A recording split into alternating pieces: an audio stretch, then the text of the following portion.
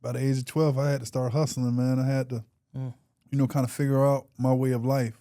My little brother got me kidnapped. No way. I ended up coming to Texas. My cousin's half Mexican. They plugged you up? That took me to a whole nother level. Once you cut out the middleman, you can scale to the amount you want.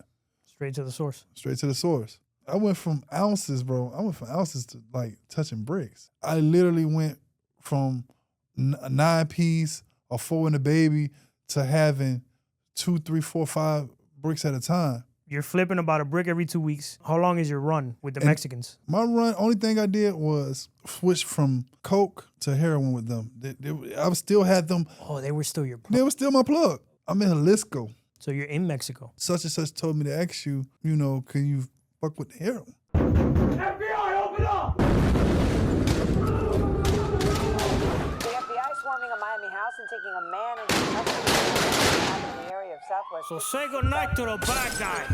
The agency says the 28-year-old was picked up after the grand jury indicted him in 5. Solo, what's going on? My guy, Nels, long time. Long time. Good to see you on the other side of freedom. Yes, sir. Yes, sir. How you been? How's life?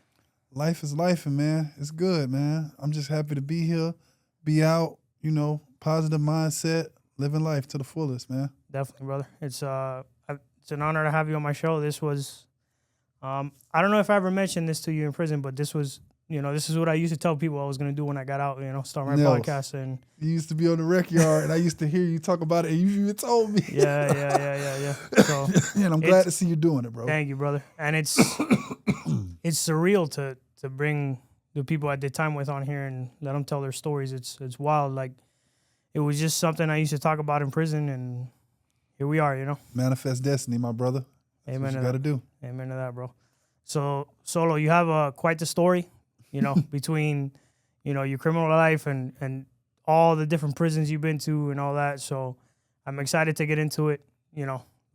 It's a unique story too, not one I've had on before. So I'm excited to get into it, man. Let's go. So my brother, you're originally from the west coast of Florida, from St. Petersburg. Okay. Mm-hmm. Tell me a little bit about how you grew up. What was it like growing up? Where, St. Petersburg, all that stuff. I grew up in Charles Park, across 34th Street. If you're from St. Pete, you know. So my side of town was pretty much one of the roughest areas to grow up in. I grew up mom and dad, but dad ended up going to federal prison. Mom started to get strung out on drugs. So by the age of 12, I had to start hustling, man. I had to, kind of figure out my way of life, and what I was going to do at a young age. And, like I was telling Jay, you're a product of your environment. So what you see is what you're going to try to transpire to do. Pretty much. And that's what ended up happening. So how young were you when your dad ended up in federal prison? Probably about 5, maybe 6. Yeah. Real young. I was young. Okay. I was young. And you don't have like older brothers or anything like that, right? I'm the oldest boy, but I have 3 older sisters. Okay. 2 of them I know, and we as we got older, we're starting to come to know each other, but they were never raised with me. My oldest, youngest sister, she's older than me by a year, but she's the youngest girl. She was raised with me and my little brother. So, Tell me a little bit about, I remember you saying you were born on a military base. Is that true? Okay. Your father was in the military? my mother. Your mother? Oh, okay. Interesting. All right. How did your parents meet? They met actually in St. Pete. No, it was Tampa. It was Tampa. They met in Tampa. And your mom was already in the military when they met? My mom was already in the military. She just was hanging out with her sister around there and got to meet my dad. And my mama had already had my other 2 sisters, and she had just had my oldest youngest sister. She had just had her, so my dad was coming into her life, and they kicked it off. And one thing led to another. Was that kind of like she just did her 4 years and then she finished, or what was? As far as the military? Yeah. No. I believe she re-enlisted, but she retired. She got what's it called? Like when you retire from the military, like honorable discharge. No, it is honorable discharge. Yeah, Excuse me. right. She got that. Okay. And she got out, but she always was the wild one. Out of my aunties and uncles, they always say she was always the one that was wild. So they were surprised that she ended up doing that. Okay. All right. So she ended up hooking up. Was your father already in the game when they met? Yeah. Oh, okay. Interesting though, because you would think someone in the military was trying to kind of get away from that. I guess not, right? I don't know. My mom always seemed like she liked the bad boys. Like she seemed like she was attracted to it from my persona of just looking into it. And like when I finally got around my family and Fort Myers and stuff like that, I said, my mom probably liked it, dudes like that before she even went off on her life like that. So I could see why her and my dad kicked it off. Was your dad like a career criminal? That's what he did his whole life? No, actually, he was supposed to play football. What happened was my dad was supposed to go to college and do all of that, and he ended up doing that. But lightning struck on the football field and killed like a couple of his friends. Oh, Yeah, and he was like, screw that. He was like, he just done with football and went into the game. And from that point on, he was just hustling. never looked back. Yeah, never looked back. He was like, forget that. Okay. I don't know. I guess it was that bad, or I don't know. This is before I was born. So Okay. What did he end up going? What was the actual charge the feds hit him with when he went away? it was as crazy as robbery. He got hit with it. Oh, It wasn't so even dope. he didn't go away for drugs. No. Oh wow. No, it was a lick that went bad. It might have been for drugs, but it was the robbery part of it. They were going to rob somebody, you know. But he went away. How much time did he get? 10 years. Oof. Yeah. Back then there was no FSA. That boy's doing that He 85%. doing that. Doing that 85%. Doing that. He That's doing crazy. that. What year was that? This was I was about 5 or 6, so this had to be like 95, 96, somewhere around there. Wow. Yeah. Yeah, Because when he got out, I was like already in the game. I was like 14, 15 by then. So yeah, around there. So once your father goes away, what's life like? I know you were young. You were like 5 or 6, but what do you remember? I remember life was good, you know, but sometimes we had our rough moments where lights would be off or mom would, you know, sell the stamps or you know, but I never held, you know, her about that. She had a drug habit. So, you know, you would put it on that, you know, and as I grew up now, I understand now. People, when they're doing drugs and they're on drugs, they don't have their right mind frame. They're not thinking logical. So I understand now, you know, this was her out of her mind frame, you know, but as a parent, she did a wonderful job of raising me. It was just her working on herself. She had to fight her own demons. I have a parent who has a substance abuse problem, so I understand what that's like. Mm-hmm. It was a little different. He was my father had a cocaine issue. But I think arguably cocaine's a hard drug, but heroin is like on another level. Yeah. That's real hard. Yeah.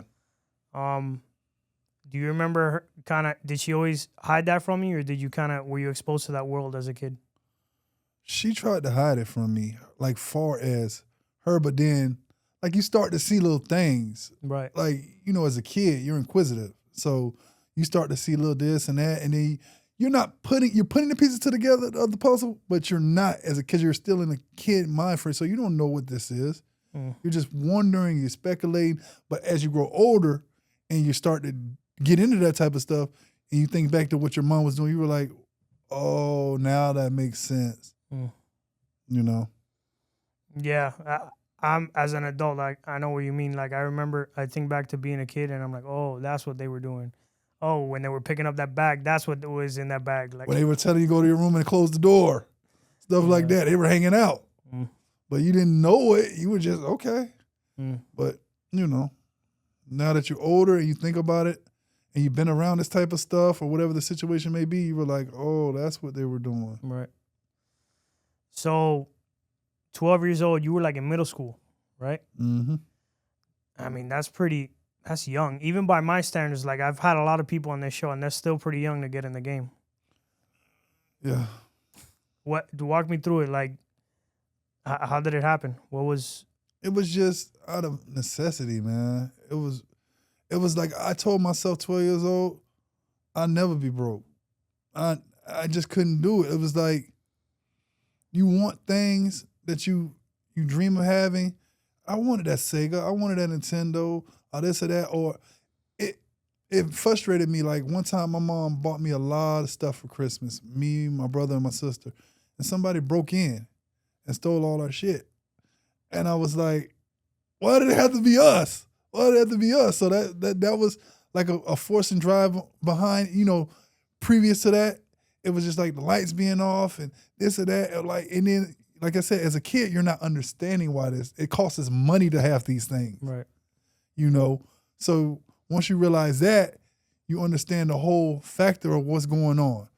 So I was like, oh, if I get money, I can do this, I can do that. And I wanted to help my mom. I wanted to help my brother and sister. I didn't want to be like hurt. I didn't want us to be hurting anymore. So it kind of pushed me out there to just say, you know what? I'm the older boy. I'm the big brother.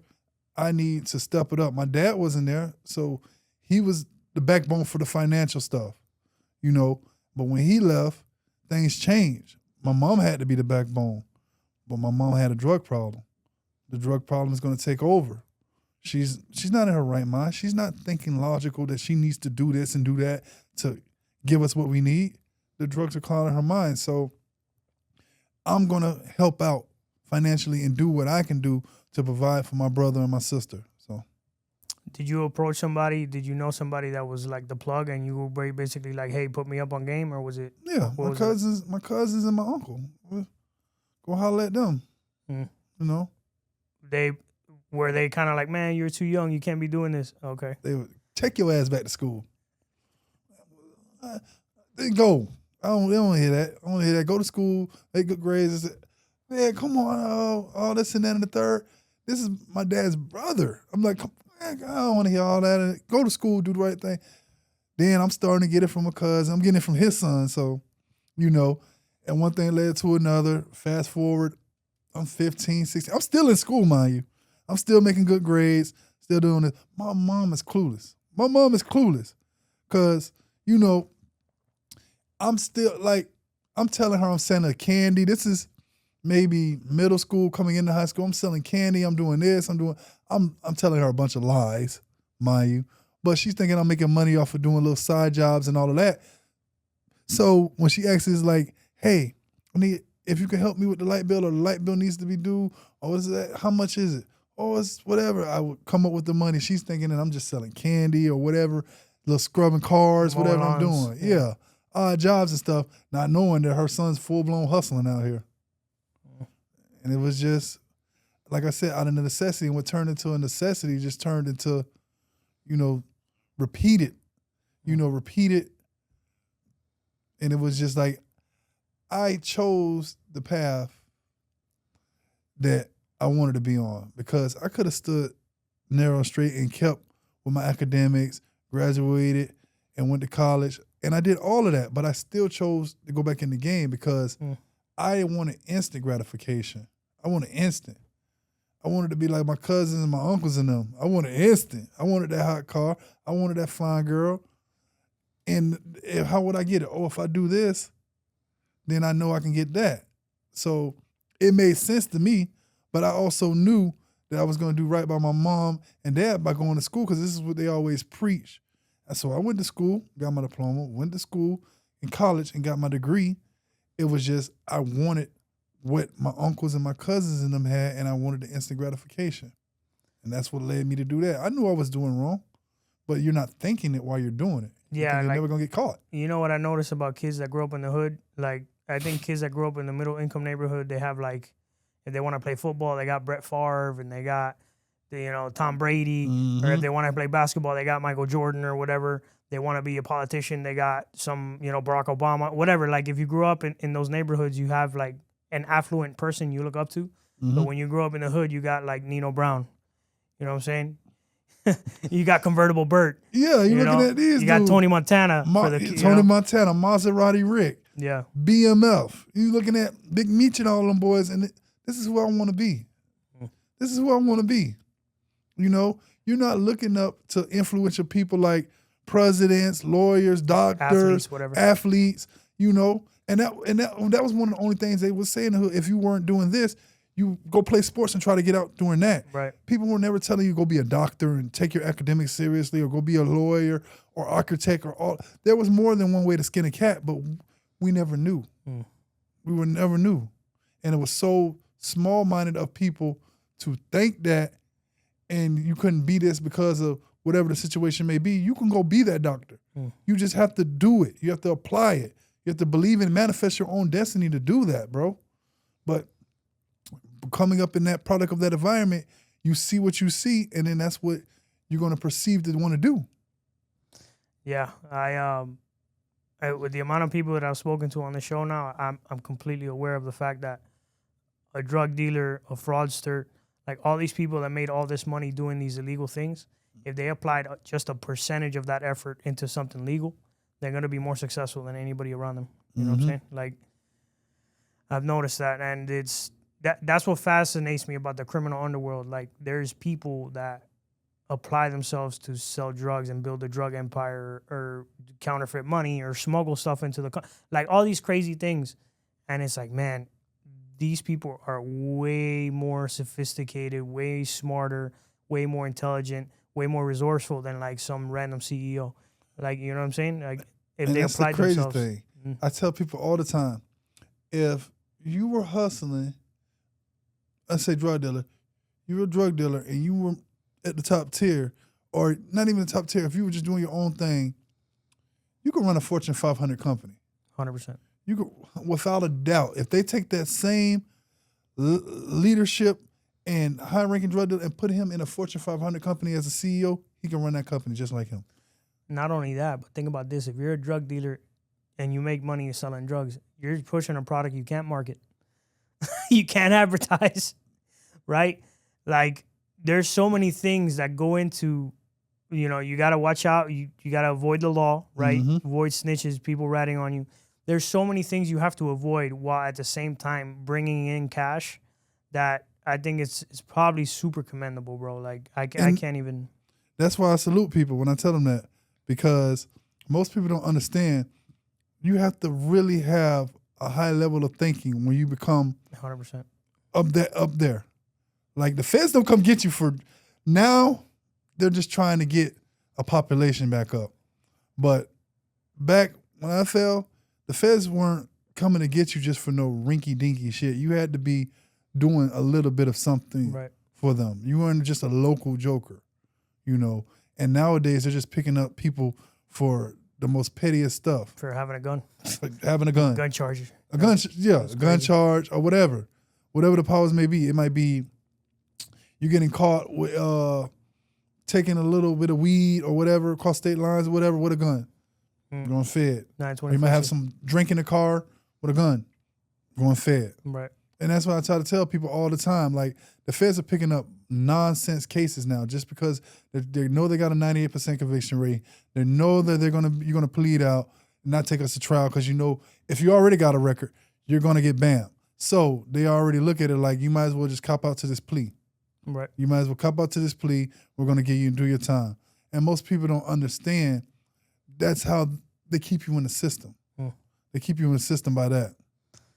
So let's get back to 15 years old. So you've been hustling for 3 years now.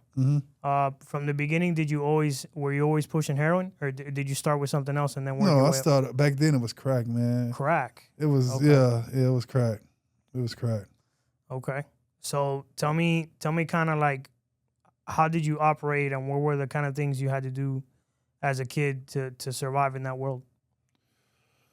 Basically, man, I used to be on the block, bro, and people would just pull up. You know, you serve them, you go about their business, but sometimes you would have the occasional, you know, person or, you know, shootout. Like, where I grew up, we were knit tight, so we never really had too much riffraff, you know, but it was just the other side, you know, Cross 34, people would come over our territory and beef with us. But as far as the customer, we never had a problem with them. You might have the occasional one that run off, you know. And that was used to get out of hand sometimes, but it never got bad with the customer. It was just always the other side. And like me and Jay were talking about, you are likely to be killed by your own people versus somebody of your ethnicity to walk through my neighborhood and be perfectly fine. And that's the crazy part about it. Most people don't understand that it's all about a system of how they pin us against each other and try to gentrificate these type of neighborhoods. Back then, was it common for someone of your age to be hustling out on the street? It was normal for me to see because me and my friends were all we were doing it together, you know. And some of them didn't have to do it, but they were doing it. You know, I don't know if we were just because we were getting a thrill out of it, but some of them did it for the thrill. Some of us really needed to do it for the necessity, and that was the thing. Okay, so basically, it was kind of like a group of you guys, like all corner boys, kind of like doing your thing out on the block. Mm-hmm. Was it kind of a night shift thing? Like you would go to school during the day and then at night you would, okay.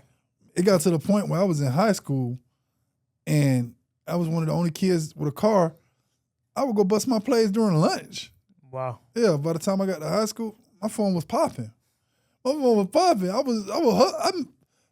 was making more than some of the, probably the teachers or whatever. So I would finish my work, say I need to go use the bathroom, get the hall pass, and I'm way on the other side of town making a play, coming back with the hall pass in the car, and 30 minutes later, class is over with. I done brought the pass back. Oh, man, I had to lie to the teacher. I got bubble guts. That's wild. Yeah. That's a honor among thieves first. You got to haul past from school to go do a drug deal. That's wild. Many, many times. Many of times. Really? Yeah. Well, if I already, listen, I used to take the hall pass and go to the gym and just hang. I'd be in random people's classes. So why wouldn't I go do that? Right. It's my money. I'm making money. Why not? Okay. All right. So were you working with somebody or did you, like, what was the deal? As far as working, like me. Like, was somebody cooking it for you and they would front you the work? Yeah. Okay. This is before I learned how to cook. You ended up learning how to cook eventually. Okay. Why wouldn't I? No, of I course. make more money. Of course.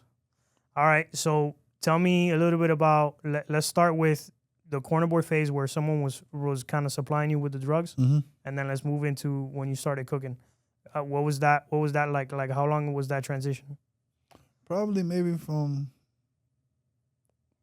about 12 to maybe like 15, Okay. 16. And because my cousin was telling me, he was like, why don't you just buy your own soft? Why don't you buy your own cocaine and just cook it up?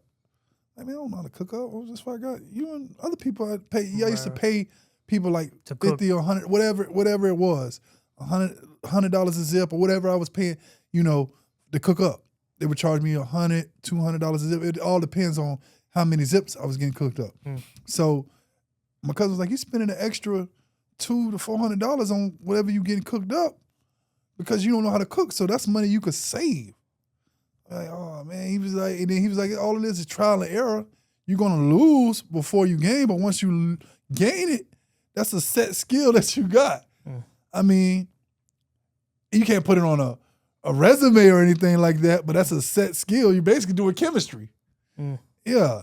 So once I learned that, I was like, fuck that. I'm never buying $100, not even $100, I'd say $1,000 worth of dope when I could take this same dope, this ounce for $800 or whatever, and cook it up myself and get these same 100 rocks out of it. Why would I?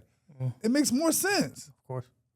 So how much, if you got an ounce of coke, how much would you flip that into once you cooked it? What was the dollar amount on the street? It depends, because back then, 2005, it was, this was before the recession.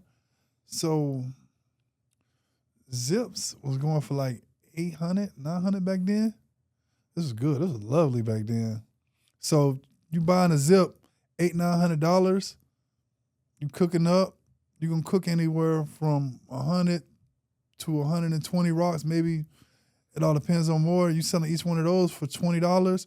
So you're gonna make anywhere from $1,600 to $1,800 off the flip. That's a good profit off. That's a good off a zip. Of 1 ounce. Off 1 ounce. Damn. That's a good flip. If you got good Flaco though. Right. That's if you got a good plug and it's jumped back. It jumped back. You needed to jump back now. Now if you got some bullshit, you might get 80 rocks out of it or or whatever. You're going to make your money, but you ain't going to have that clientele keep coming back. They're going to say, you got water whip, man. I ain't, you know. Back then, was it hard to keep a consistent plug that gave pure Coke? Nah, not back then. Nah. And it was much cheaper than it is now. It was much cheaper, man. Like when I was in federal prison during COVID, I heard the prices start to get back to like that because, you know, just because of the situation that was happening, Right. and you know the borders and all of that stuff. But then it shot up. I remember one time somebody was telling me ounces after the pandemic, ounces were going for like 16, 17, 18. I was like, what? And I ain't been in that game in years. I was just talking to we were having a random conversation. He was like, man, you know they going for that much? Like, hell no. I never would have thought about it. But I was like, that's crazy. All right, so you're 15, 16 years old. You learn how to cook crack. You're turning $800 to potentially $2,000 off of 1 ounce. How quick is your flip? Maybe every 3-4 days, if that. That's pretty fast. Like the block I was on, man, we were swinging. It was like on our side of town, we had the best. So the smokers would leave the other side of town and come over to our side of town, and we would have their clientele too. And then you had your own people with their own phones. Like me, I had my own phone. I might have 10 to 15, 20 buddies on there. They're all calling me. Hey, I need 100. I need 200. Whatever, you know. And by then, I was driving to them. I might have them come meet me at my trap. You know, me and my homies, like 4 or 5 of my homies, we all had one trap together.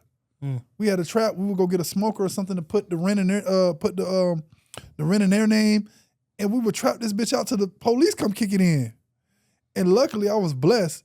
Like I said, that's why I said from 12 to 24, I was blessed that I had to run that long and never even caught a damn parking ticket.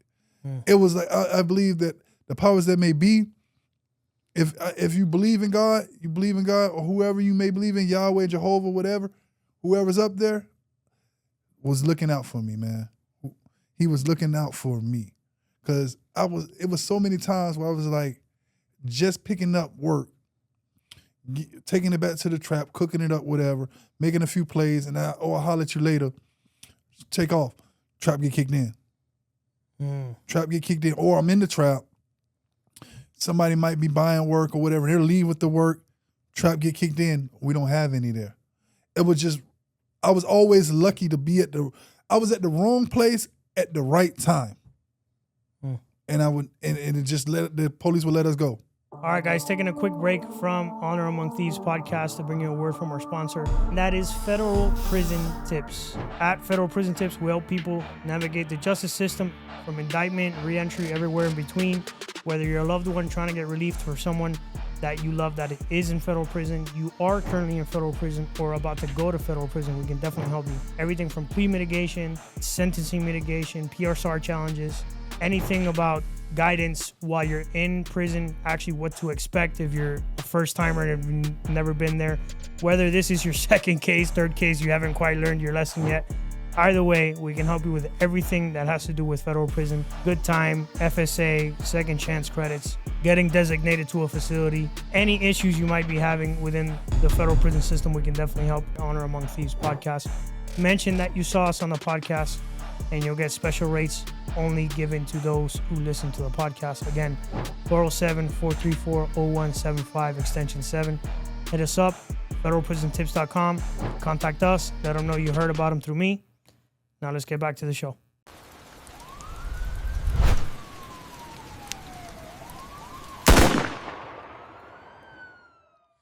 So luckily, through the grace of God, you were able to evade the cops. Did you ever have an incident where maybe like other drug dealers or like people like jack boys, something like that? Did you ever have an incident like that? Did you have to watch out for that often? My little brother got me kidnapped.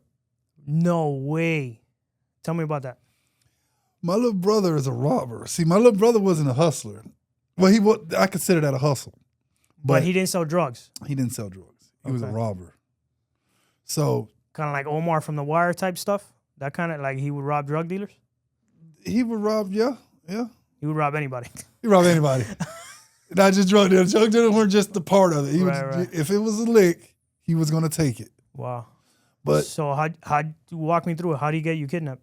okay, so he ended up hitting a big drug dealer back in St. Pete, taking some guns, some dope, blase squaje. So he calls me. He's like, "What are you doing?" I'm like, "Man, I'm on the block doing my one too." Like, man, I got some work and guns. You could find somebody to sell. Why not? I mean, everybody who knows my little brother knows he's a robber. So Right. they know hustling ain't his thing, So he ended up calling me. I got the dope, the guns, all of that. And he was like, man, just let me know when you get the money or whatever you get off of it. I'm going to break you off. Cool. So I ended up calling some partners of ours. Say, hey, man, I got some guns. Whoop, whoop. Bring them over. They came over, showed them. They ended up buying them. I said, I got some dope too. No, yeah, I need some dope. Oh, yeah, cool. Ended up selling them the dope. Come to find out, the guns that they bought from me belonged to old boy that my brother hit. Mm-hmm. They tried to go sell it to him, Oh my God. not knowing that they were his.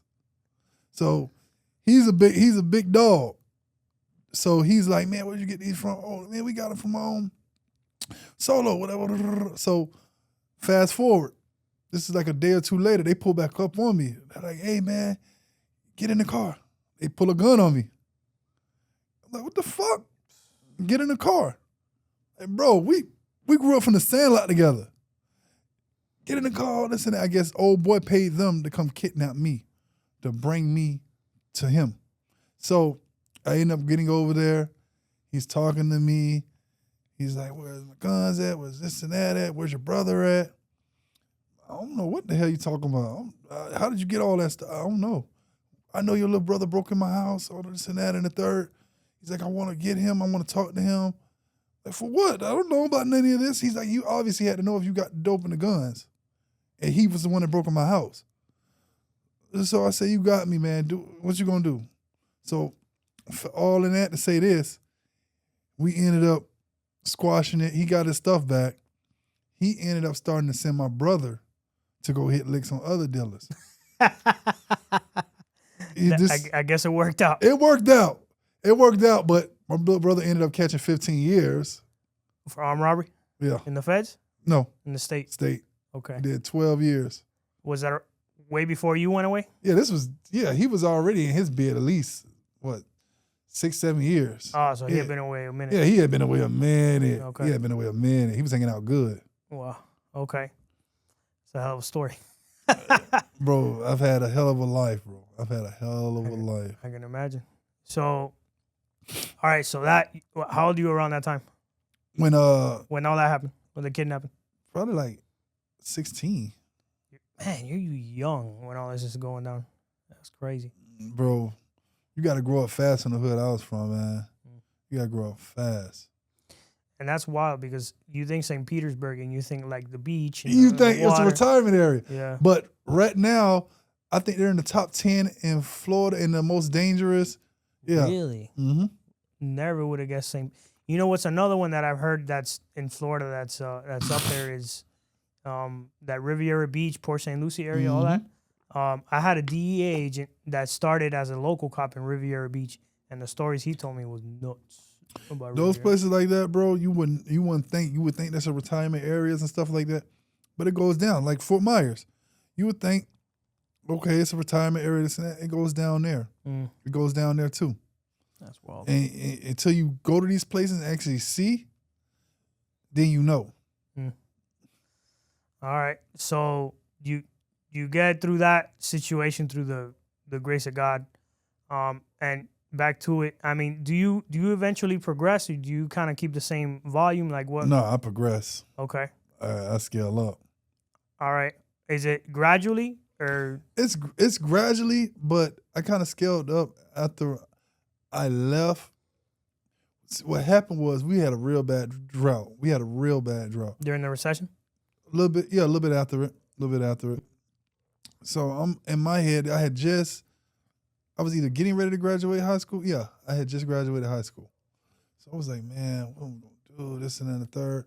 So I ended up coming to Texas. My cousin's half Mexican. I ended up coming to Texas with him. And his dad's Mexican on his dad's side. So we ended up going down there. They plugged you up? And I was one of the only people in my city that had a solid lifeline, like nice. So that took me to a whole nother level. You know, once you cut out the middleman, you can scale to the amount you want. Straight to the source. Straight to the source. Only thing was, you got to figure out how to get it back. You got to figure out how to get it back. And that was the thing. I didn't ask no questions. As long as I had my money, that shit would just show up. I ain't ask no questions. I didn't ask no questions at all. I don't want to know. I can't, like I used to tell all the Colombians and all of the Ecuadorian, all the people that when I was in the feds, they're like, oh man, Solo, I can't drink all that water. I can't drink all that water. If you get it over here, I used to joke with them and say that. And then I say, I can't drink all that water, but if you get it over here, we could talk. And you know, that was a whole nother life. I ain't living it no more. Everything's legit, but I used to just say that and joke around. And they be dead ass serious. They be serious as a heart attack. And I'd be like, nah, bro, I'm cool on that. They be looking for a new person to plug in. I'm cool on that. I'm cool on that. That's wild. It's wild though, bro. But I was one of the only risk takers that I would think like, I would say, why not go? Why not? And it worked out. But eventually every dog has its day. Yeah, you can only tempt fate so many times. Exactly, you know? exactly. And like I said, from 12 to 24, 12 years. Right. I had a good run, man. I did stuff that I've lived 8 lives, I want to say, or maybe more. And people only live one.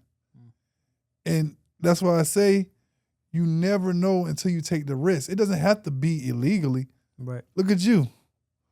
Look at you. Look at me. We were just in federal prison 3 years ago, bro. Walking that Coleman compound. Crazy. Hiding our phones. Chicken patty Tuesday, leg quarter Thursday, $90 spending limit. We used to laugh about the stuff we say we were going to do when we get out. And most people don't understand. We have a mindset of you're going to do something, we're going to do it. And that's how it is with people in the feds. Like everybody I've seen or that I was in the feds with that said they were going to do something, they're doing it, bro. Yeah. You're a prime example. Matt's a prime example. I can name Jay, everybody. I didn't know Kyle, but I've already seen his federal prison tips. Right. I seen it through your channel. So I already knew Kyle, and I already knew all these people and stuff. And prison, like I said, is this big, but at the same time, it's this small. Yep. So it's you know what I think it is? We took a big risk and we flopped and we ended up in prison. What's scarier than that? You know what I mean?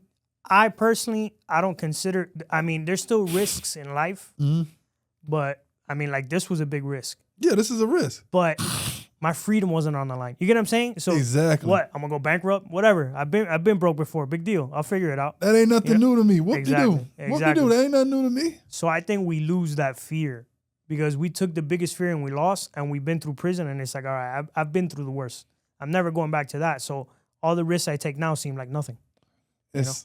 Bro, all the risks right now is the way I see it. I don't even look at taking losses anymore. I look at them as lessons. Yeah. You know, lessons in life. And that's what I tell people all the time. Don't look at it as a loss. Look at it as a lesson and see how you can better yourself from that situation. 100%. And either you do or you don't. And I'm going to be a do. I do what I say. And everything that people say in there, you know, sometimes it be bullshit, but then you can look, like when you were saying what you were going to do, I knew it.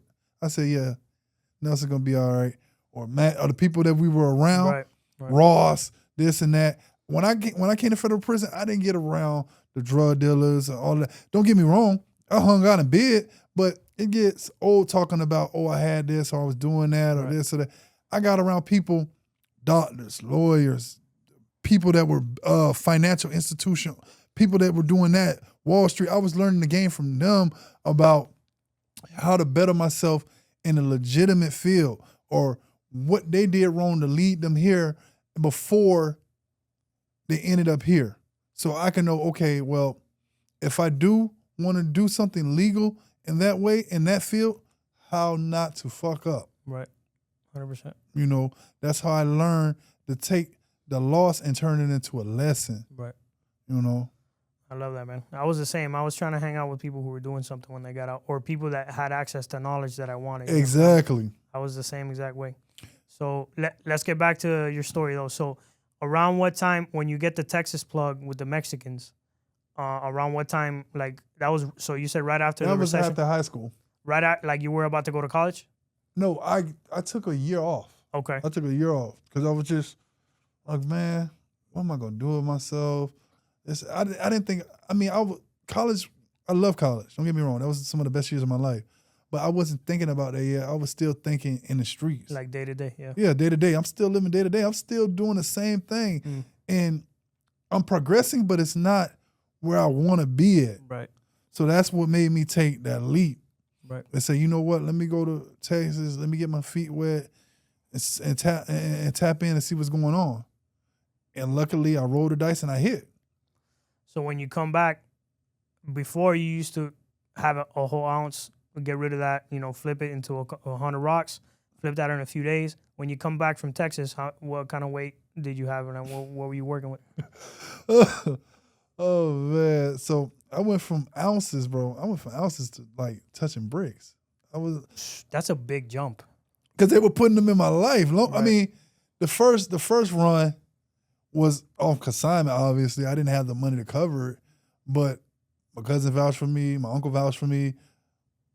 It was all on me then to try it, But I realized who I was dealing with.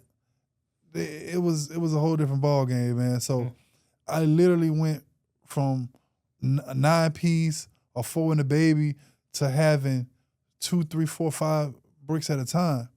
And my whole thing was like, fuck, if I cook all this up, it's going to take me so long to sell. Yeah. So I talked to my cousin, we chopped it up. He was like, why don't you just cut the middleman out and you become the middleman now? And he was like, we already got the plug. So you ain't got to deal with none of that bullshit of having the middleman. You can also cut them out and you can cook it up and sell it to them. Right. Just like old boy was doing with you back in the day. I was like, yeah, but I don't want to be the guy everybody sees and do that. It ended up happening. So not only was I getting to work and selling it, I was cooking it up and selling it to other people. Because I'm one of the only people that know how to cook up. Right. Got a mean risk game. So that's how I ended up. I might get a bird. I might cook it up, stretch it. I might get another bird and a half out of it. So I'm making great money off a brick. And it was like this consistently. Because it was jumping. It was jumping. You could take a 28 and play with it and do, oh my God, you could do a lot with it. Right, because there was a drought. So you became the plug for your city. Yeah. I ain't gonna say the plug for my city, but my part of the city. There were other big dogs, don't get me wrong. There were big dogs, but they were gonna charge you an arm and leg too. They were gonna charge you, and I understood why. Because there was a middleman. Yeah. Yeah. But when I cut out the middleman and went straight to my source, it made my prices compete with theirs and cut them out. Because not only are they trying to sell it for this much, I'm chopping it down and I could cook it up and sell it to you. So that's how I killed them with that. So you're pulling a whole another 1.5 kilos from one brick? It depends. It depends on what I do to it. Okay. If I water whip it or straight drop it, it all depends. If I'm straight dropping it, you're not going to do that. You're not going to do that. You're going to get a little bit more, but it's going to hit harder. Now, if you water whip, you can do it because you could turn a 28, 56. You could double anything. It just depends on the purity of it. So what was from your experience and from what you ended up doing, which method did you prefer?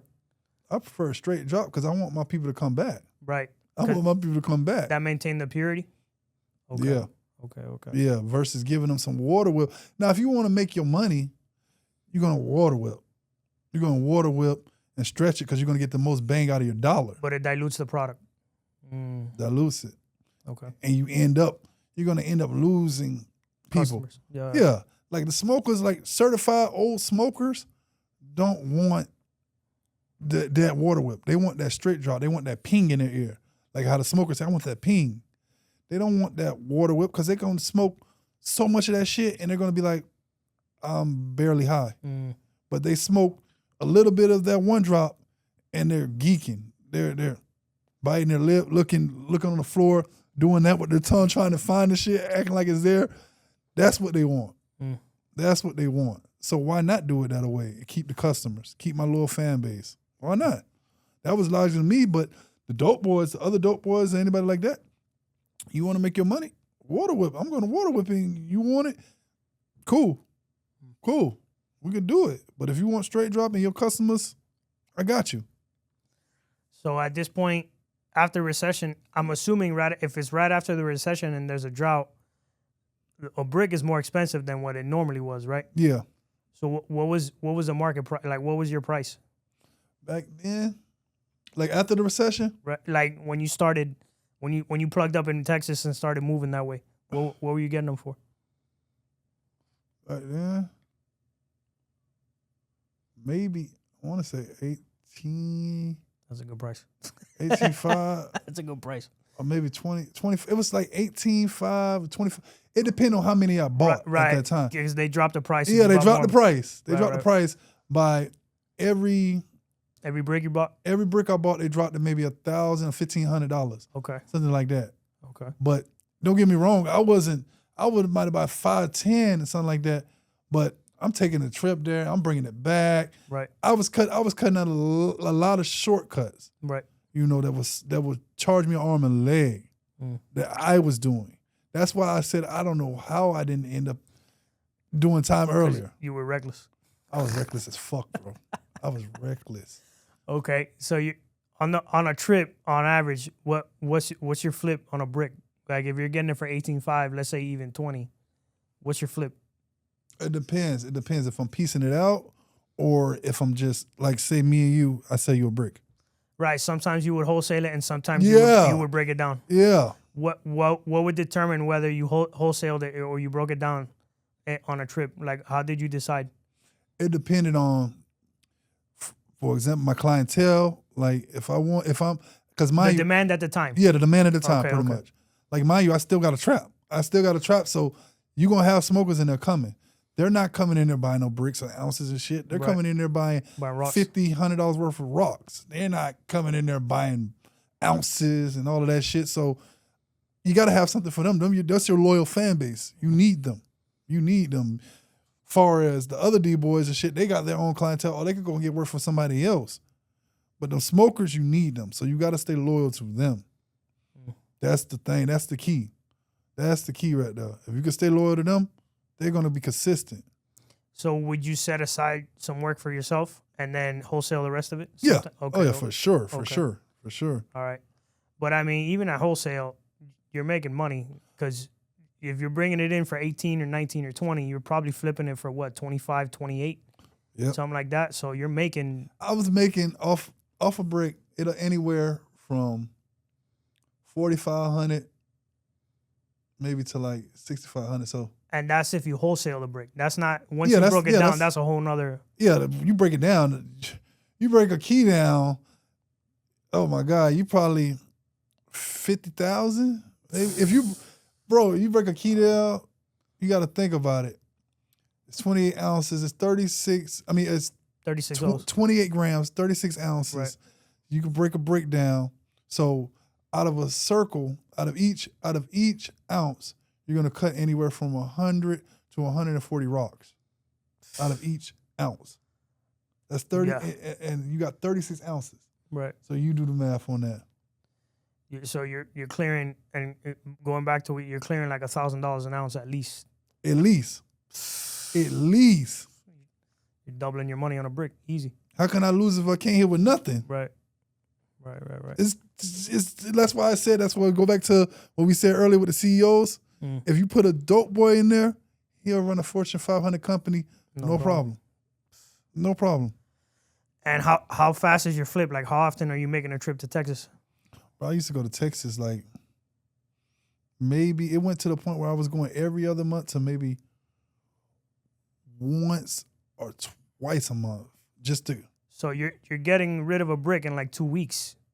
That's fast. Yeah. So you're making money. I'm making money. The money's there. I'm making money. Okay. Oof, boy. All right. And this is before I even started fucking with heroin, bro. Right. That's what I'm saying. Heroin is a big part of your story, and we haven't even gotten there. Yeah. That's this is wild. when my younger years. This Right. is yeah. That's why I said I've been getting money since I was 12 years old, bro. It's pretty crazy. So Risk. It's all about risk. The more risk you're willing to take, the more reward you'll get if it pays off. So you're flipping about a brick every 2 weeks. How long is your run with the Mexicans? It was, bro. My run. Only thing I did was switch from coke to heroin with them. I still had them. Oh, they were still your plug. They were still my plug. Oh, shit. They the ones that got me to do that. Okay. So how long into your coke run with them does that kind of come up? Does that conversation, they're like, yo. Probably about 21. 20, yeah. Okay. So you did this for a few years and it's going well. Yeah, I had a good run with them. We had a great run. Okay. We had a great run. All right. So walk me through it. Like you've been doing business with them for years. Things are going great. You're good for at least a couple bricks a month. What's it like? Like, how does the H conversation come up? I'm in Jalisco. So you're in Mexico. Mm-hmm. Okay. Mm-hmm. Okay. I'm down there with my uncle, and so his people call him. He's talking to them. Maya, he's like, "Hey, man, such and such told me to ask you about, can you fuck with the heroin?" Mm-hmm. So I'm like, I mean, anything I could touch, I believe I could put my mind to selling. Right. You're a salesman. So I never fuck with it. Never thought about it. So I was like, yeah. He was like, well, let's do a test run. So he gave me maybe a couple ounces when I bought my bricks to see how it goes. Man, they was loving that shit. They was loving it. And I seen the comeback. When you get somebody that's strung out on heroin, it's a whole different ball game, bro. Especially when they're not chasing the dragon, smoking it or whatever, smoking it off tinfoil or whatever they're smoking it off of. When they start to bang it, or if they're snorting it, once they start to bang it, it's a game changer. It's a game changer. They need that fix. They need it. And I seen the residual, the money to come back from that. Apples and oranges. Apples and oranges. Fuck that. What are the profit margins at the time when you compare to heroin and coke? What was more profitable? Heroin. By far? By far. By far. Because you could buy an ounce of heroin, probably $2,400, $2,600. That same ounce of heroin, you can sell each one, you can sell a gram. Each gram, you can probably get anywhere from $100 to maybe $175 a G. It all depends on the purity and how good it was. Like if you got some tar, it's hit or miss. Some people like it, some people don't. But if you got that Beijing or that China White, they're coming. But then it got to the point where fentanyl started to come out. Well, fentanyl's been out for years. Even back then? Yeah. Really? Yeah. That's what my case is. Right. And even when you caught your case and you I never knew. That's still early phases of fentanyl. It's not like today. Yeah, it's not like today.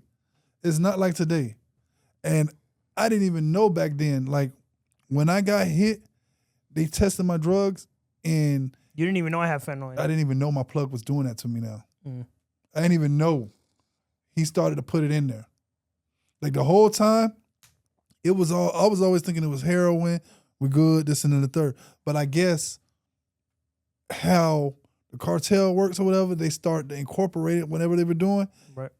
I wouldn't know. I'm at the bottom of the totem pole. Right. So I'm starting to get that and not know. And then that's what happens with the case, with my case and me fucking old boy's girl and not knowing that they're together and I'm serving him. We'll get to that. We'll get to that. I got you. Yeah. All right. So after that initial trip where he gives you a couple ounces, I'm assuming you're probably like, all right, I could do something with this. I could work with it. Okay. This is what it is. So walk me through after that initial trip when you go back the second time. What happens? Let's do it. Hey, ain't no more talking to me. I don't got the product. I don't see how it is. The people loving it. Fuck all this other shit. Let's get this paper. So you just went full on heroin from there on? From that point on, yeah. Wow. Yeah. Yep. Okay. So what'd you come back to Florida with on that trip? A brick of heroin? Well, that trip, the second time? Yeah, about a brick or two. Yeah, it wasn't a lot. But you can make some money off heroin. It's different. Right. It's different. That's why when people are in that game, because people need it, they consistently need it. It ain't like coke. Coke is a party drug. It's a party drug. Heroin, you need that fix. You wake up the next day, you're sick as fuck. So people need it. They're gonna constantly get it from you. You know, and that's the thing. Once you have someone hooked on that, it's hard to get them off of it. It's hard. And that's how they keep in the cycle. So you're gonna make your money. How far into your drug career are you at this point? Once you make the transition into heroin? This is probably about I'm about 9-10 years.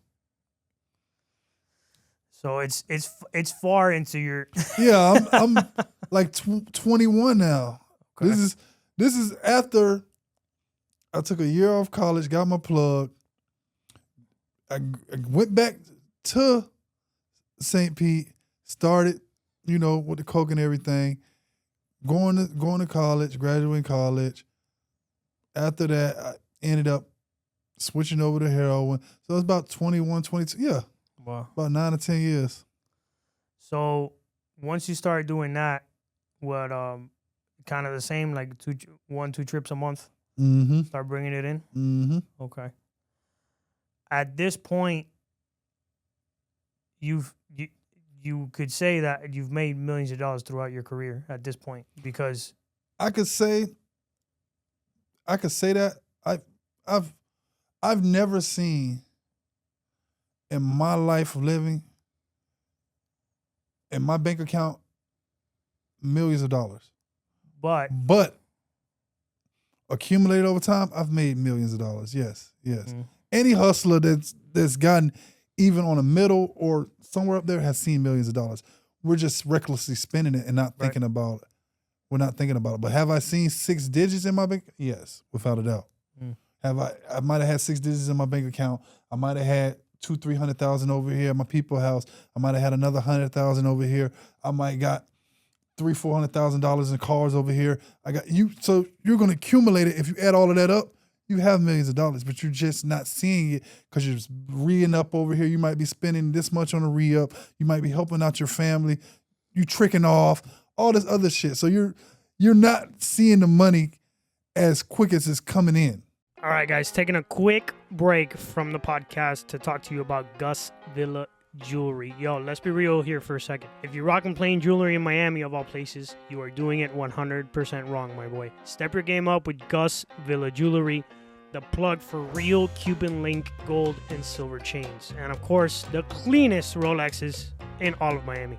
This isn't factory made or watered down or any of that stuff. This is high quality, custom, handmade stuff that shines from here to the moon.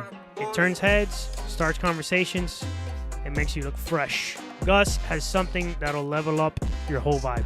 And because you're locked in here with us at Honor Among Thieves Podcast, you're getting a hookup. Use the promo code Montana at checkout. Get 5% off your entire order. That's right, 5% off. Go check them out at GusVillaJewelry.com or pull up on them in the Diamond District down here in downtown Miami. GusVillaJewelry.com. Again, that's GusVillaJewelry.com. And tell them your boy Montana sent you. Gus Villa Jewelry. Now back to the podcast.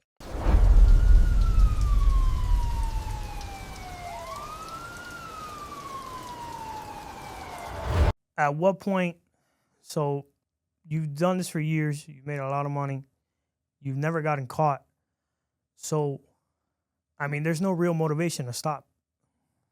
Can't stop, won't stop. Bro, when I had it bad, I got, like, my fiance, she's 11 years younger than me. And she always says, you have narcissistic behavior and all this and that. And I tell her, well, if you would have met me 10 years ago, 15 years, about, 10, 12 years ago, you would have wanted to kill me if you think I have narcissistic behavior now. Because I was a narcissist back then. I was a real narcissist. Right. And, money brings out the best and worst in people. Yep. And, if you were a giver before you had the money, you're going to be a giver even when you get the money. If you're an asshole without the money, you're going to be an asshole with the money. And that's what I tell people. And I try to tell her, you wouldn't have been able to deal with me back then. Prison humbled me. It humbled me. Okay. All right. So let's transition then. I mean, you're a very successful drug dealer at this point. Mm-hmm. You got your plug. Tell me a little bit about how kind of you make your exit, because I know you actually decide to stop and get out of the game before the feds ever came into your life. So tell me a little bit about It was that. already too late. It was already too late. The writing was on the wall. I just ain't read it yet. It was already too late. I was thinking I was making my exit strategy. I told my plug, hey, man, this is the last run. This is the last whoop wop. Never, no animosity, no nothing. When you're with them, it's usually for life, bro. Right. But I'm black. They don't. Right. And I did a lot of stuff that a lot of other people wouldn't do. I went down to Mexico. I did a lot of stuff. But at the end of the day, my plug was cool with it. He was, hey, you want to go? Go. But it was already too late. Right. Old boy already had me set up. I already had on sold him almost that brick and a half.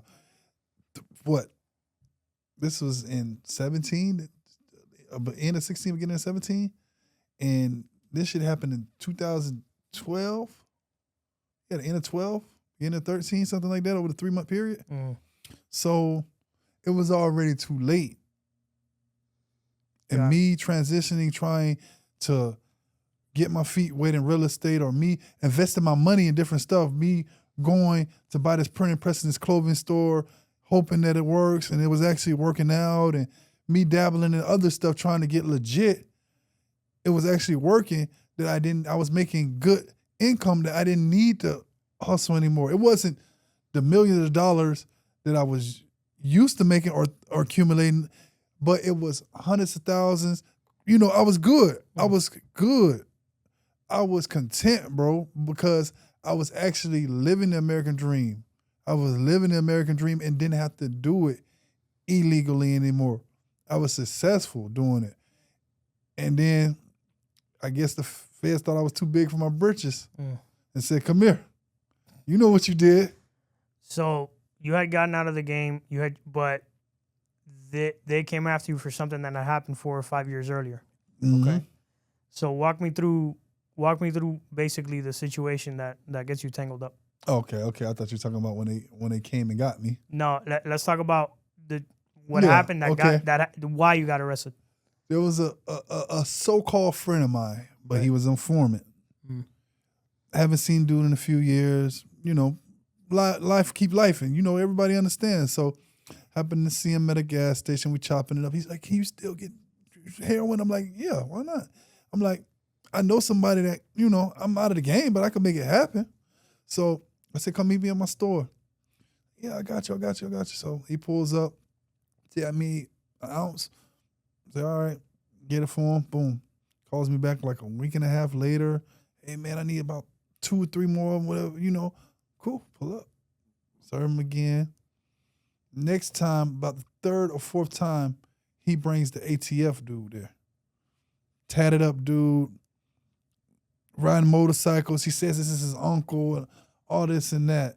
So I should have peeped the signs as soon as dude was asking about guns. He kept asking me about guns. Mind you, I have my gun license. So I was carrying my guns around. And luckily, when I said what I said in my discovery, that saved me from the gun charges. I mean, well, I still got hit with the gun, but I didn't sell any guns. And I'm thank God. But I ended up serving him in front of him, not knowing that this is an ATF agent. And that I got my guns out. I got my gun out. They're recording all of this. They're recording all of this. So this happens over a three month period, me dealing with him. Me knocking this girl off. I never put any of this together. Until the day I got caught years later.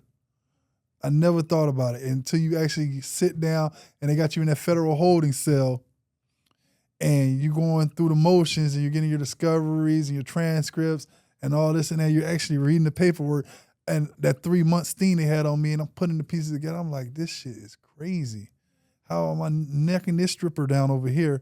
She's got a baby by him and I don't know if that, whatever they had going on might have made him or he was already hot because, like I said, she was in my paperwork too. Right.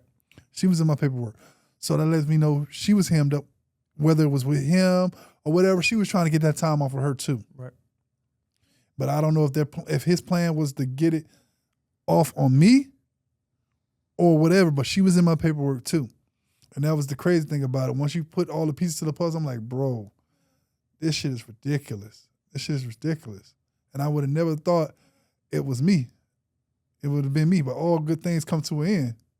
Yep. That's a law of life, unfortunately. And and that's the crazy thing about it. I'm thinking I'm helping out a friend. At this time, I ain't doing nothing, bro. I'm legit. I'm extra strategy. I'm good. I'm good. Thinking I want to be, and that's my biggest flaw, bro. Loyalty. And that's my ex-wife, everybody always says that your loyalty is going to end up hurting you or going to get you hurt or something like that, you know? And that's the thing that I'm big on. With that. And that's what led me to prison, trying to help a friend and be loyal to that person. It ended up getting me that time. So when do you go in? When do the feds actually come arrest you? They come get me 4/20/17. 2017. National Smoke Day. When do you actually get sentenced? I get sentenced. I played out quick. Yeah, I mean, shit. They had me red-handed. They had everything, bro. It might have been, you know how quick it goes in the feds, 98% conviction rate. Right. But maybe I got picked up in April. Maybe either December or January of the upcoming year, I had played out. Where do you get sent to? The first spot? Atlanta Medium. Were you supposed to be at a medium? No. That good old BOP. Good old BOP. Backwards on purpose. Okay. Atlanta Medium. What's it? Walk me through when you walk into the prison. Like, what do you? Where you from? Florida. Are you from? Okay. Them your homeboys over there. So I go over there. They ask me for my DLs, which is your paperwork. Boom, we give it to them. You hot? You can look at the paperwork and tell. They know the 5K1s, Rule 35s, whatever need be. So they know. They want to see if you know. Nah, I ain't telling nobody nothing like this. I know I'm not hot. I know what I did. All I did was accept responsibility for myself. No one was in my case. Right. But they looking, everything's good. So first thing they asked me, we give you this bag, whatever, you good, whatever, you know this active compound. I'm like, okay, cool, what's that? You know, I'm green to all this shit. I'm green. Active compound mean we politicking, this and that, the third goes on. If you whatever gang you with, that's who you with.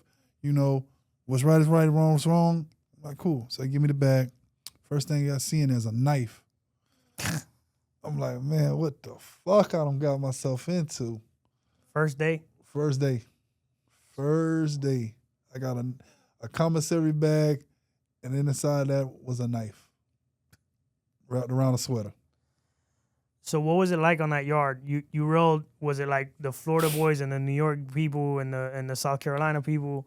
Or was it more like actual prison gangs in there? No, it's more like what you said, the first one. Like, but then when I made my way to like Oakdale and all that stuff, the more different. further west you get, the more gangs you get. Yeah, because I've heard the West Coast it's different. I ain't never make it to the west coast. Yeah. But the farther west you go, yeah, the farther west you go, okay, the more gang infested it is. But Okay. Our way, it's more about where you from? Where you from? Oh, I'm from Florida. You got the down south car. You Florida car. Right. Such and such. Okay. How long do you spend in that medium? I spent 9 to 10 months in that medium. I wasn't supposed to be there. Walking around as a friend, as a free pick. That's funny.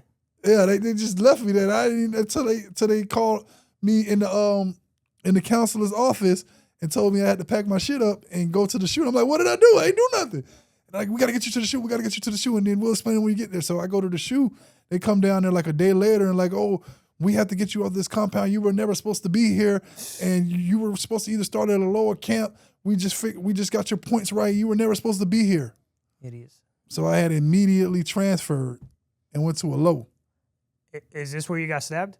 No. No. Okay, No, we'll get to that. Yeah, this is years later. So when you leave Atlanta Medium, where do you get shipped to? Jessup. How long were you in the shoe for? What at Atlanta.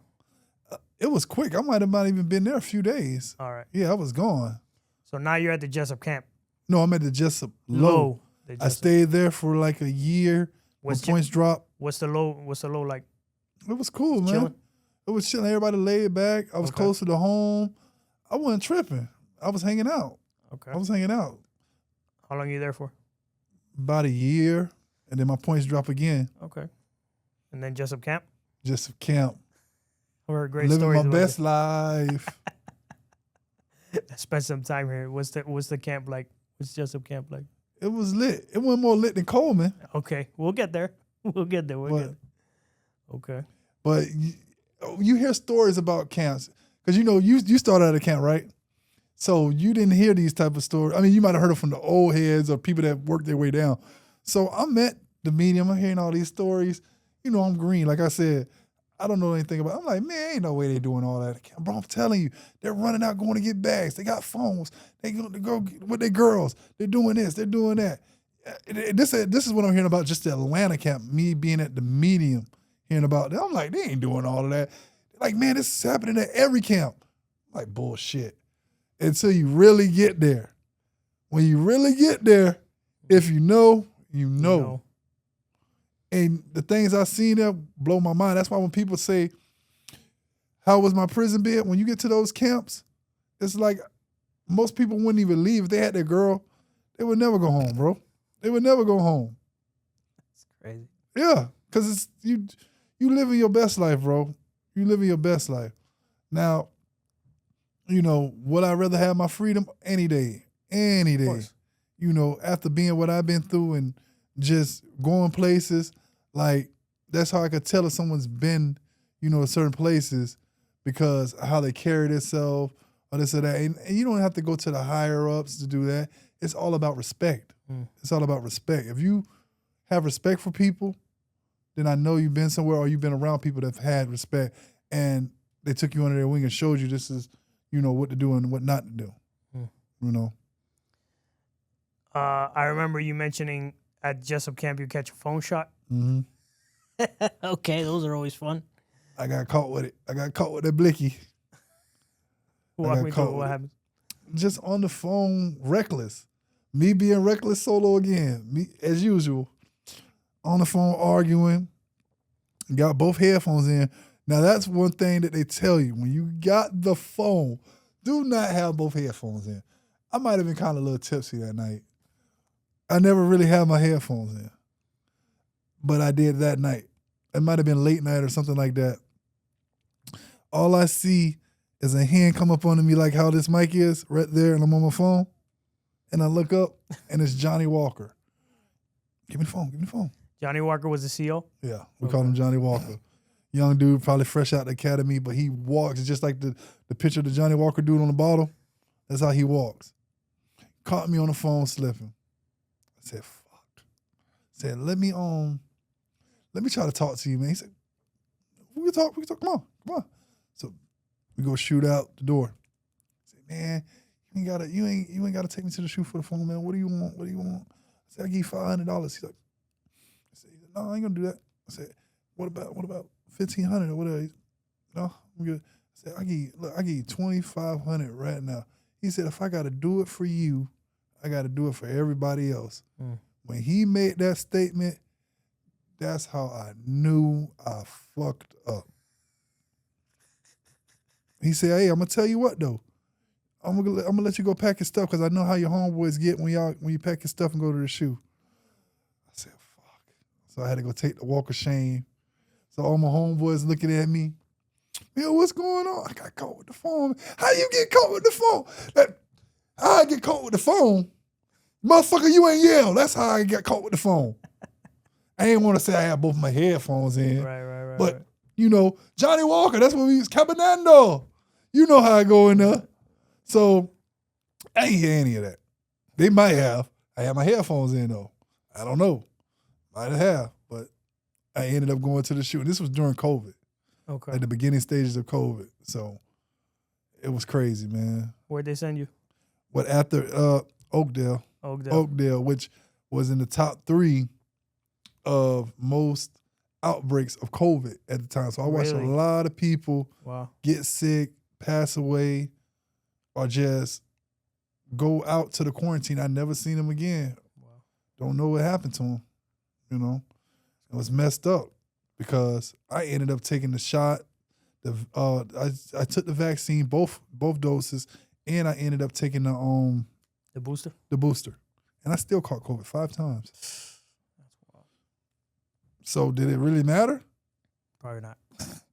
Just took it, and just because they were talking about you can't transfer prisons, you can't do this, and it was so fucked up that they were throwing those cards out like that. It's a lot of shady shit that the government does, bro, and get away with it.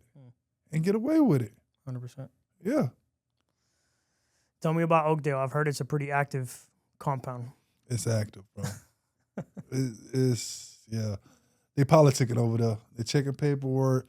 They're running people up top. It got laid back a little bit after I was getting ready to go. Like, they started letting a lot of stuff slide. But a lot of the shot callers were going to the shoes. They were getting transferred. So stuff started to die down. So I can only imagine how it is now. But when I got there, it was active. What kind of yard is like? What crews are there? Like what? Tell me a little bit about that. So like I said earlier, the more further you go out west, the more gangs you deal with. So now you have it isn't about just cars. Right. It's about where you from, or if you're a gang member. Far as and out there it's more of Latin gangs. So you got Tego Blast, you got the MS-13s, you got the Pisces, you got the Serenos, you got the Bloods, you got the Crips, you got the GDs out there, you got the Dirty White Boys, you got the Skinheads.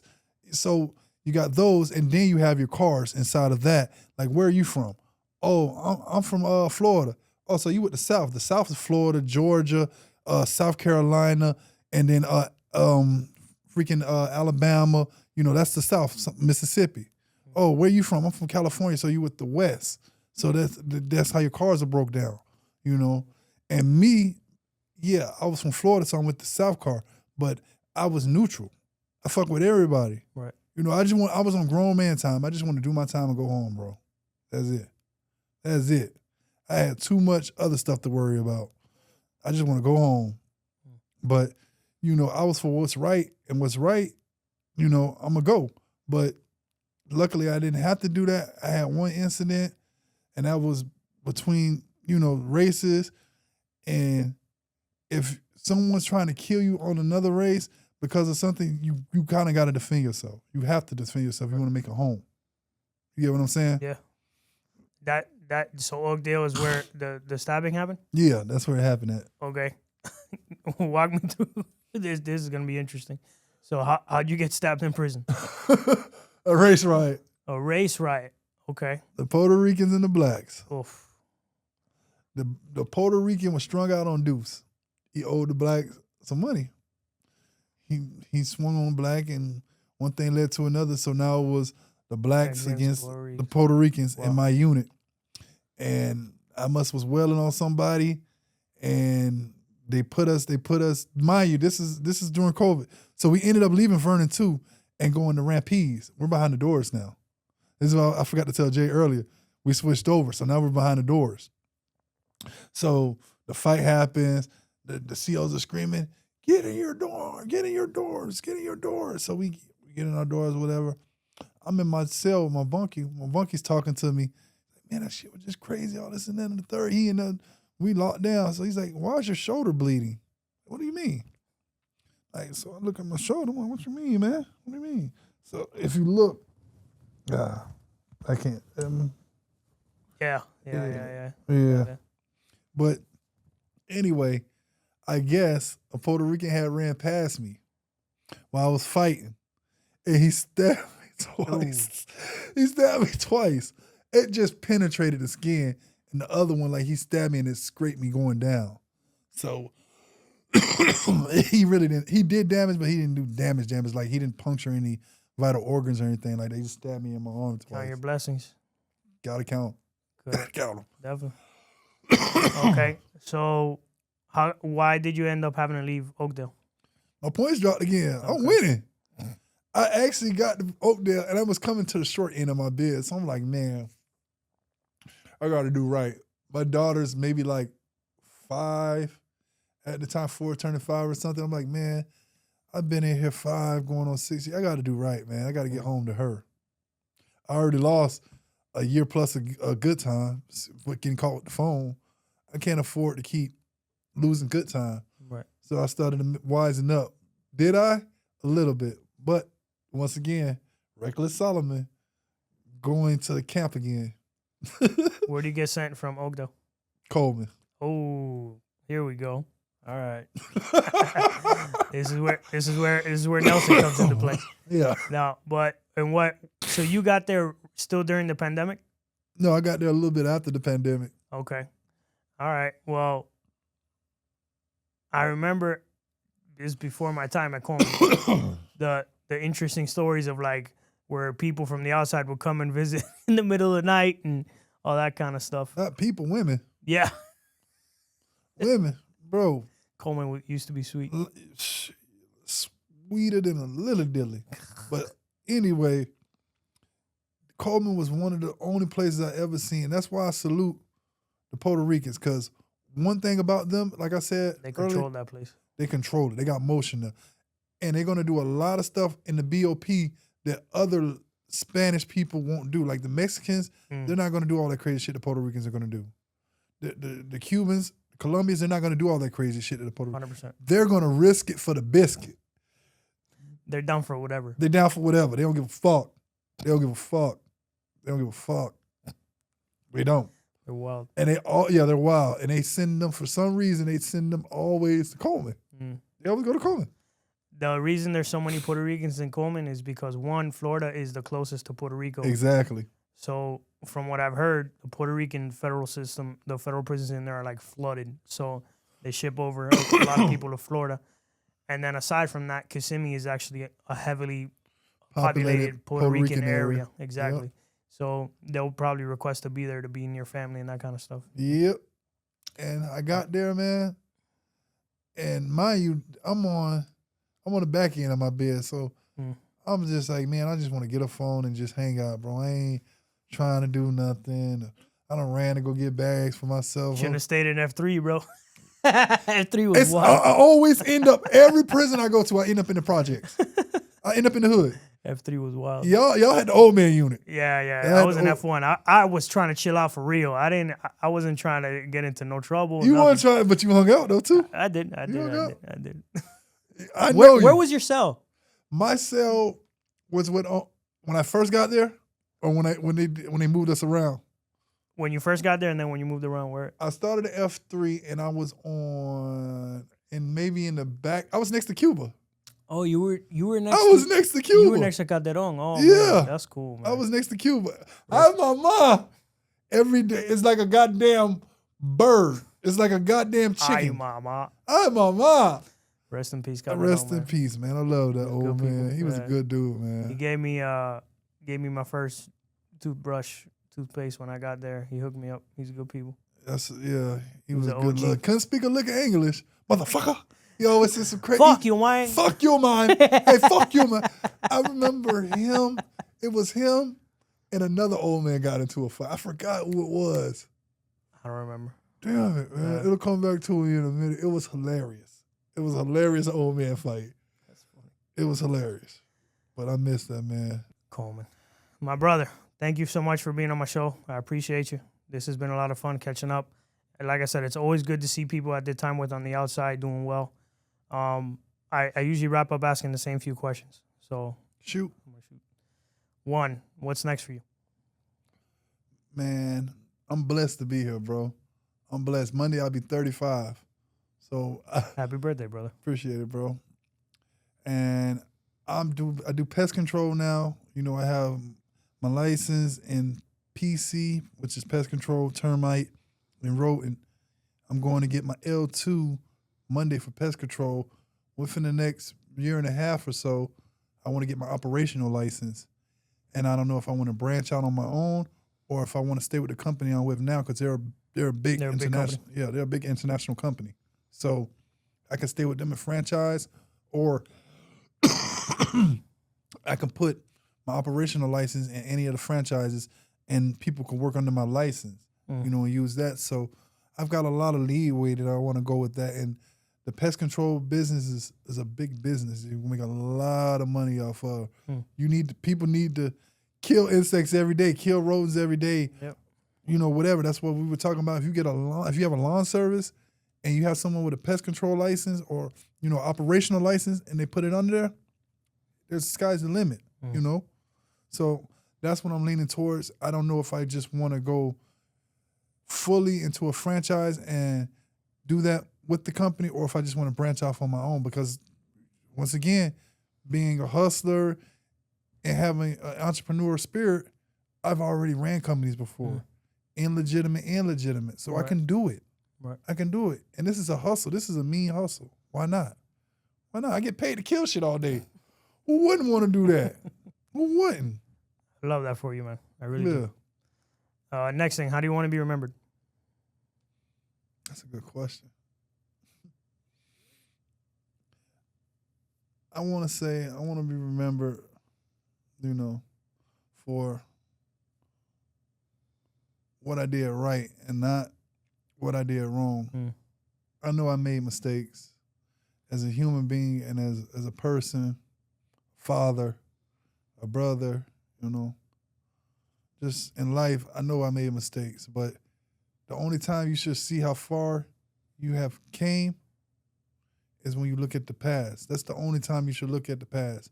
Other than that, go straight forward, bro. So I don't want people to hold on to, oh, I did this or he did that. Bro, everybody makes mistakes in life, and you live and you learn. You take that as a lesson. Don't take it as a loss. So use that lesson to progress. Don't regress. Don't regress. Do you believe in redemption? I love being the underdog. I love it.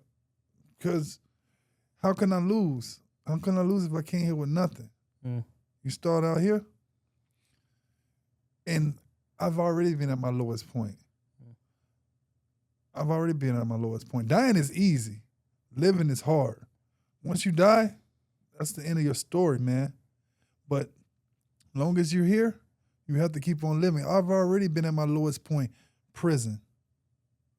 Once got over that. I was in prison during a pandemic. The whole world was closed. People were dying. People were sick.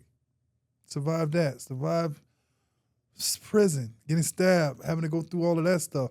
Survived the drug game. Yeah, I made it out, but was it on my own terms? No, because the feds came and got me and sat me down. But I made it out. I didn't tell on nobody. I could have told and got out that same day probably. I could have told my plug and got out that same day. Probably. But my morals and principles wouldn't let me live like that, bro. So I took mine on the chin and I got out. I survived prison, got out, survived the pandemic, got out. I just want to live life, be a father, be a good fiance to my new girl, and just live life, bro. I love that, man. Live life. You got one life left. Why not use it? Do you believe you've redeemed yourself? Am I redeeming myself? I'm still a work in progress. Mm. I'm going to say that. I don't fully believe I redeemed myself, but every day is a step in that direction. And one day I'll sit back and I'll say, yeah, I redeemed myself. But now I'm just a work in progress. Amen, brother. I love that. Yeah. Solo, how can people connect with you? You can connect with me on Facebook, SK Wims, or you can look under there and see my _ Sosa Fibonacci. That's for my Instagram, my TikTok, you know. That's it, baby. If you don't know how to spell it, SOSAFIBNACCI. That's it. Solo, this was great. You have a hell of a story.